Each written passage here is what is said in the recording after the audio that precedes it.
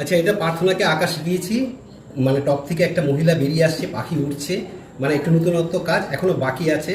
আমার টিফিনও চলে আসছে, আমি খাবো পরে। আগে একটা ম্যাজিক দেখাই। এটা হচ্ছে একটা কালো স্টিক, এদিকে যা এদিকে যা।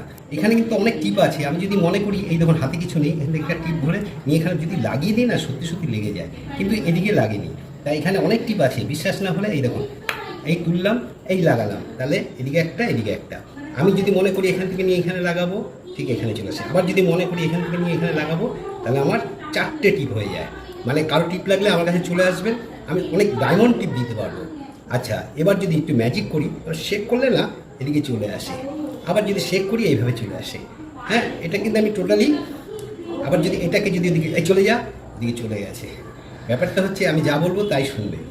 এটাকে যদি চাপা দিয়ে বলি এদিকে চলে যা, দেখো দেখো, রেডি, 1 2 3 শেক, চলে গেছে। তা এটাকে যদি মনে করি আমি ভ্যানিশ করবো, এভাবে 1 2 3 বলে এটা শ্যাট ভ্যানিশ। আমার কাছে যেরকম কালো স্টিক ছিল সেরকম কালোই আছে। আমার টিফিন চলে আসছে, আমি এগুলি খাবো। আচ্ছা, ভাবছি কিন্তু